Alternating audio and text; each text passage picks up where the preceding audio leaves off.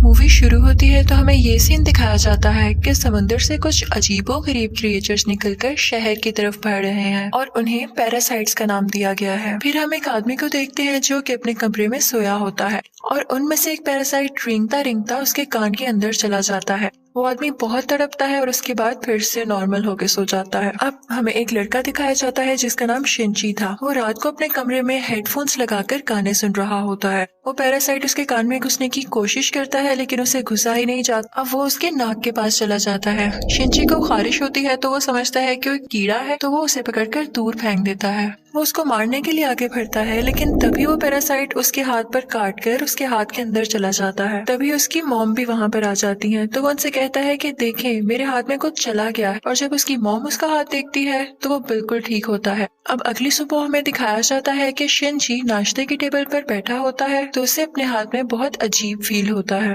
और फिर दूसरी तरफ हमें वो आदमी दिखाया जाता है जिसके कान में स्टार्टिंग में एक पैरासाइट चला गया था। वो अपनी बीवी के सामने आकर खड़ा होता है और अपना मुंह खोल लेता है। उसका मुंह बहुत ही खौफनाक और बहुत ही बड़ा था और वो अपनी बीवी का सर अपने मुंह में लेकर अपना खौफनाक मुंह बंद कर लेता है और ये सब उसी पैरासाइट की वजह से हो रहा था। फिर हमें शिनची दिखाया जाता है जो कि स्कूल जाते हुए रास्ते में अपनी दोस्त से मिलता है। वो भी उसमें काफी अजीब हरकतें नोट करती है और जब वो स्कूल पहुंच जाता है तब भी उसके साथ बहुत कुछ अजीब हो रहा था, जैसे उसके राइट हैंड में काफी पावर आ गई हो। वो घर आता है और अपना हाथ काटने की कोशिश करता है लेकिन उसका हाथ मूव करने लगता है और उसे रोकता है। और फिर हम देखते हैं कि उसका हाथ एक क्रिएचर में बदल गया है और वो शिनची से बातें भी कर रहा था। फिर हम देखते हैं कि वो शिनची की बुक्स भी पढ़ा करता था और उसका लैपटॉप भी यूज किया करता था क्योंकि वो इंसानों के रहने के तरीके जानना चाहता था। जब इसने शिनची की बॉडी में घुसने की कोशिश की थी तो शिनची ने इसे आगे जाने से रोक लिया था, इसलिए अब ये सिर्फ राइट हैंड में ही था और उसी हाथ को कंट्रोल कर रहा था। ये अपना नाम मिकी बताता है और कहता है कि तुम मुझे कभी मत काट क्योंकि मैं तुम्हें कुछ नहीं कहूंगा, तुम मेरे होस्ट जो हो।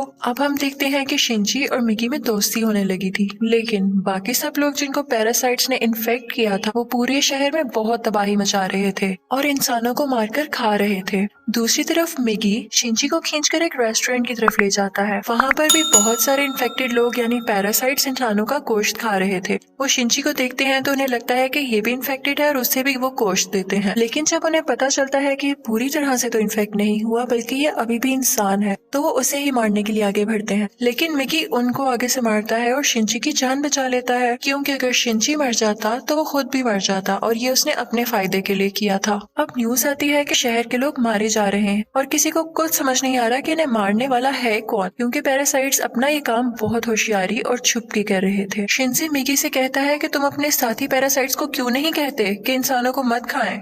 तो मिकी उससे कहता है कि तुम भी तो सब्जियों और जानवरों के गोश्त को खाते हो तो इसी तरह हम लोगों का खाना इंसान ही है तो इसमें बुरी बात क्या है। अब मिकी को पता चल जाया करता था कि उनके आसपास कौन सा पैरासाइट है तो जब शिनची स्कूल जाता है तो वो उसे बताता है कि तुम्हारे पास एक और पैरासाइट और वो कोई और नहीं बल्कि उसकी टीचर थी। वो टीचर जब शिनची को देखती है तो उससे भी पता चल जाता है कि इन्फेक्टेड है लेकिन वो कहती है कि तुम्हें मुझसे डरने की कोई जरूरत नहीं है क्योंकि मैं इंसानों को नुकसान नहीं पहुंचाना चाहती बल्कि मैं उनके तरीके इसलिए पढ़ रही हूँ ताकि इंसानों जैसी क्वालिटीज हमेशा मुझ में रहें। वो उसे दो और पैरासाइट्स के पास लेकर जाती है, एक स्टूडेंट होता है और एक पुलिस ऑफिसर। वो बताती है कि ये पुलिस ऑफिसर मेरा हस्बैंड है और हमारा बेबी होने वाला है और वो बेबी बिल्कुल नॉर्मल इंसान होगा तो हम भी इंसानों की तरह ही रहना चाहते हैं। हम किसी को नुकसान नहीं पहुँचाएंगे, किसी को सरेआम नहीं मारेंगे लेकिन छुप के गोश्त खाना चाहते हैं। तो क्या तुम हमारा ग्रुप ज्वाइन करोगे? लेकिन मिकी इस बात को नहीं मानता। अब अगले दिन वही पुलिस ऑफिसर उन लोगों के पास आता है तो मिकी शिनची को बताता है कि ये हमें मारने आया है क्योंकि इसे पता चल चुका है कि उस दिन रेस्टोरेंट में हमने एक पैरासाइट को मारा और इसी के साथ वो पुलिस ऑफिसर इन पर अटैक कर देता है। अब मिकी और शिनची भी बहुत लड़ते हैं और इसको फाइनली मार देते हैं। जब शिनची घर आता है तो उसे बहुत बुरा लग रहा कि उसने एक मर्डर कर दिया लेकिन दूसरी तरफ हम देखते हैं कि पुलिस ऑफिसर की बॉडी से वो पैरासाइट निकलकर किसी और की बॉडी में चला जाता है और ये कोई और नहीं बल्कि शिनची की माँ थी और वो शिनची को मारने के लिए उसकी तरफ बढ़ रही थी। मिकी शिनची को बताता है कि ये तुम्हें मारना चाहती है तो शिनची उसे कहता है कि खबरदार तुमने मेरी माँ को कुछ कहा क्योंकि वो अपनी माँ से बहुत मोहब्बत करता था और वो नहीं चाहता था कि उसकी माँ मरे। लेकिन देखते ही देखते उसकी माँ का सर भी बाकी पैरासाइट्स की तरह खुलने लगता है और वो शिंची पर अटैक कर देती है। उसका बहुत खून जाया होता है और वो मरने के करीब होता है। लेकिन अगली सुबह हम देखते हैं कि वो दोबारा से उठ खड़ा हुआ है। तो मिगी उसे बताता है कि तुम बहुत जख्मी हो गए थे, लेकिन मैंने अपने सेल से तुम्हारे जख्म को ठीक कर दिया। लेकिन यहाँ बुरी बात ये थी कि अब शिंची की बॉडी में मिगी के सेल्स चले गए थे और अब वो पूरी तरह इन्फेक्ट हो रहा था। अब शिंची अपनी माँ को ढूंढने लगता है, लेकिन वो कहीं पर नहीं मिलती। तो वो टीचर के पास जाता है और पुलिस ऑफिसर के बारे में पूछता है, लेकिन वो टीचर भी उसे कुछ नहीं बताती। मिगी उसे बताता है कि अब दिन में मुझे भी 4 घंटे सोने की जरूरत पड़ेगी और उस वक्त मैं तुम्हें बचा नहीं सकूंगा, तुम्हें अकेले ही लड़ना होगा। लेकिन क्योंकि मिगी के सेल्स भी अब उसकी बॉडी में थे तो उसके अंदर मिगी की क्वालिटीज भी आने लगी। खैर, फिर हम देखते हैं कि वही स्टूडेंट जो टीचर ने दिखाया था, जो कि अब पैरासाइट बन चुका था, वो भी शिंची के स्कूल में ही एडमिशन ले लेता है। वो शिंची का दोस्त बनने का ड्रामा करता है, लेकिन आहिस्ता आहिस्ता सबको पता चल जाता है कि वो पैरासाइट है और फिर वो स्टूडेंट इन सब को मार देता है। इसके बाद वो शिंची की दोस्त को भी मारने भरता है, लेकिन शिंची अपनी दोस्त को उठाकर बिल्डिंग से जंप लगा देता है। अब वो टीचर वहाँ पर आती है और वो चाहती थी कि स्टूडेंट मर जाए, क्योंकि इसकी वजह से उसका राज भी खुल सकता था। वो वहाँ पर ब्लास्ट करती है, लेकिन उसे कुछ नहीं होता और फिर पुलिस वहाँ पर आ जाती है, लेकिन वो पुलिस को भी मार देता है। अब मिगी शिंची को बताता है कि वो बिल्डिंग की छत पर है और शिंची दूसरी बिल्डिंग की छत पर जाकर उसे एरो से मार देता है। और उसके बाद वो टीचर के पास जाता है और उस पुलिस ऑफिसर का एड्रेस पूछता है, जो कि पैरासाइट था, और टीचर अब उसे एड्रेस दे देती है। उस पुलिस ऑफिसर का पैरासाइट अब भी उसकी माँ के अंदर था। लेकिन यहाँ पर मिगी के सोने का टाइम हो जाता है, तो इसका मतलब ये था कि शिंची को यहाँ पर अकेले ही लड़ना था। उस पैरासाइट को खत्म करने के लिए जैसे तैसे करके वो उसकी गर्दन काट देता है, जिसके बाद उसकी माँ और वो पुलिस ऑफिसर दोनों मारे जाते हैं। फिर हम देखते हैं कि शिंची अपनी दोस्त से हॉस्पिटल मिलने जाता है। वो बातें कर रहा होता है कि मैं एक एक करके सब पैरासाइट्स को मार दूंगा, कि तभी हम देखते हैं कि कोई उनकी पिक्चर्स ले रहा है और वो कोई जासूस था। और यहाँ पर ही इस मूवी का पार्ट 1 खत्म हो जाता है और अब मैं आपको एक्सप्लेन करूंगी इस मूवी का पार्ट 2। अब पार्ट 2 में उस इंसिडेंट के कुछ महीनों बाद का टाइम दिखाया गया है, जब आर्मी को पता चल जाता है कि इस शहर में कोई पैरासाइट हैं जो लोगों पर अटैक कर रहे हैं और वो लोगों को बचाना चाहते थे। फिर वो जेल से एक सीरियल किलर को लाते हैं जो पहचान सकता था कि पैरासाइट कौन है और नॉर्मल ह्यूमन कौन है। उसके सामने एक एक करके लोग लाए जाते हैं तो वो सबको नॉर्मल कह देता है, लेकिन जब उसके सामने शिंची आता है तो वो सोच में पड़ जाता है और काफी सोचने के बाद कहता है कि ये भी नॉर्मल है। अब शिंची जब घर जा रहा होता है तो मिगी उसे बताता है कि हमारे बहुत पास एक पैरासाइट है और वो पास की एक बिल्डिंग में जाते हैं जहाँ पर वो पैरासाइट एक इंसान का गोश्त खा रहा होता है। जब वो पैरासाइट शिंची को देखता है तो उसकी तरफ बढ़ता है, लेकिन मिगी इसे मार देता है। फिर अचानक उसे फील होता है कि जैसे उसके पीछे कोई है और ये कोई और नहीं बल्कि वही आदमी था जिसने पार्ट 1 के एंड में शिंची और मिगी की पिक्चर्स ली थी। और फिर हमें शहर का मेयर दिखाया जाता है जो कि पैरासाइट्स की फेवर में बोलता और बहुत बुरा आदमी था, और वो टीचर भी उसके साथ मिली हुई थी। और अब हम देखते हैं कि उस टीचर का बेबी भी हो चुका था जो कि बिल्कुल नॉर्मल ह्यूमन था। वो मेयर जान गया था कि शिंची पैरासाइट्स को मार रहा है तो वो भी उसे मारना चाहता था, लेकिन टीचर उसे मना कर देती है। वो कहती है कि मिगी और शिंची आपस में जुड़े हुए हैं, तो मैं देखना चाहती हूँ ये कैसे एक साथ रहते हैं, और अगर तुम शिंची को मारोगे तो हमारा पैरासाइट मिगी भी मर जाएगा। और इसीलिए उसी ने शिंची के पीछे वो जासूस भेजा था ताकि उस पर नजर रख सके। शिंची एक दिन चल रहा होता है कि उसे फिर से फील होता है कि उसके पीछे कोई है। वो जासूस उसकी सारी बात सुनता है और उसे कहता है कि तुम्हें अपने बारे में पुलिस को बता देना चाहिए। तो शिंची उससे कहता है कि नहीं, पुलिस में भी बहुत सारे पैरासाइट्स भरे पड़े हैं। उसे यहाँ पता चल जाता है कि इस जासूस को टीचर ने उसके पीछे लगाया है। तो वो टीचर के पास जाता है और कहता है ये तुम सब क्या कर रहे हो, ये करना बंद क्यों नहीं कर देते हो। तो टीचर उससे कहती है तो तुम हमारे साथी पैरासाइट्स को क्यों मार रहे हो, वो सिर्फ अभी इंसानों को खाना सीख रहे हैं और कुछ देर बाद वो उनको मारना भी बंद कर देंगे। वो चुप हो जाता है और फिर जासूस के पास जाता है और उसे बताता है कि वो टीचर बहुत खतरनाक पैरासाइट है, वो किसी भी वक्त तुम्हें भी नुकसान पहुंचा सकती है, तो तुम उससे दूर रहो। लेकिन जासूस उसकी बात पर यकीन नहीं करता। अब अगले दिन वो जासूस उस मेयर से मिलता है। उसे शिंची की बात को टेस्ट करना था कि वो सच बोल रहा है या नहीं, तो इसलिए वो मेयर के रूम में वॉइस रिकॉर्डर लगा देता है। लेकिन मेयर को इस बारे में पता चल जाता है और वो जासूस को मारने का हुक्म दे देता है कि ये अब हमारे लिए नुकसान बन चुका है। वो पैरासाइट को उसके घर भेज भेजता है उसे मारने के लिए, लेकिन वो घर पे नहीं होता तो वो उसकी बेटी को मार देते हैं। अब दूसरी तरफ शिंची को मिगी बताता है कि तुम पर 5 पैरासाइट्स अटैक करने आ रहे हैं। अब उनकी तरफ एक आदमी बढ़ता है और उसी आदमी के अंदर वो 5 पैरासाइट्स थे। मिगी और शिंची उससे फाइट करते हैं और उसका सर उड़ा देते हैं। उन्हें लगता है कि अब ये मर चुका है, लेकिन अभी तो सिर्फ एक पैरासाइट मारा गया था और 4 अभी भी बाकी थे। बाकी के पैरासाइट्स उसके हाथ में आ जाते हैं और उसे कंट्रोल करने लगते हैं। अब वो टीचर मेयर से कहती है कि जब मैंने तुम्हें मना किया था कि तुम उस जासूस या शिंची को मारने के लिए पैरासाइट नहीं भिजवाओगे तो तुमने ऐसा क्यों किया। अब मेयर यहाँ पर नोट करता है कि उस टीचर के दिल में माँ बनने के बाद इंसानों वाले इमोशंस वापस आ रहे थे, तो इसे बात बिल्कुल अच्छी नहीं लगती। अब वो उस टीचर को मारने के लिए 3 पैरासाइट्स भेजता है, लेकिन चूंकि वो भी पैरासाइट थी तो उसको पता चल जाता है कि कोई उसे मारने आ रहा है और वो उनको पार्किंग में बुलाती है और उन तीनों से अकेले ही मुकाबला करके उन्हें मार देती है। लेकिन जब वो घर आती है तो वो देखती है कि उसका बच्चा वहाँ पर नहीं है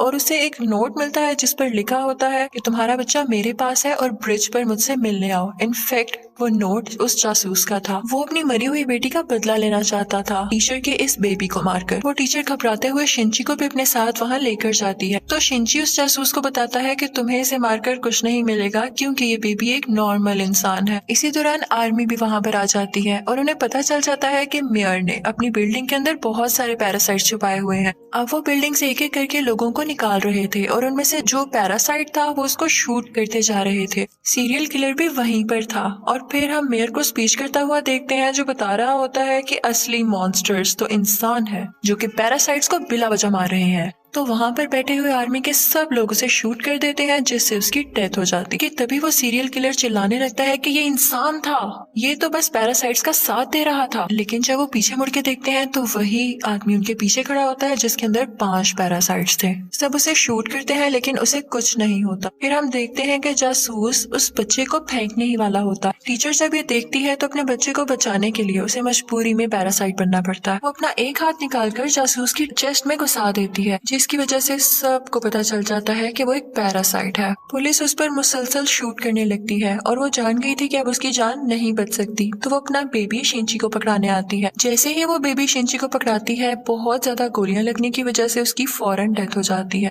यहाँ पर शिंची को अपनी माँ भी याद आने लगती है और उसमें इंसानों वाली फीलिंग्स दोबारा से आने लगती है। अब पुलिस शिंची को अपने साथ इन्वेस्टिगेशन के लिए ले जाती, लेकिन साथ ही उन्हें खबर मिलती है कि उस पैरासाइट ने जिसके अंदर 5 पैरासाइट थे आर्मी को मार दिया है। तो शिंची फौरन से कार लेकर वहाँ पे जाता है और वही पैरासाइट उसकी कार को रोककर उसका एक्सीडेंट कर देता है। अब वो जंगल में चला जाता है और मिगी से कहता है कि जब तक तुम मेरे साथ हो उसको पता चल जाएगा कि हम कहाँ हैं, तो तुम मुझसे अलहदा हो जाओ प्लीज। इसी के साथ वो पैरासाइट फौरन वहाँ आ जाता है और उन पर अटैक करने लगता है। अब क्योंकि शिंची और मिगी की काफी दोस्ती हो चुकी थी तो मिगी अपनी कुर्बानी दे देता है, यानी अपनी जान सेक्रीफाइस कर देता है, उसकी बॉडी से अलग हो जाता है और शिंची को वहाँ से भाग जाने का कहता है और मिगी को वो पैरासाइट मार देता है, जिस पर शिंची काफी उदास हो जाता है और फिर अपनी दोस्त के घर की तरफ जाता है। वो उसका बहुत ख्याल रखती है। वो लेटा होता है कि एकदम देखता है कि उसके बाजू में से मिगी का एक और हिस्सा ग्रो कर रहा है और ऐसा इसलिए हुआ क्योंकि जब मिगी ने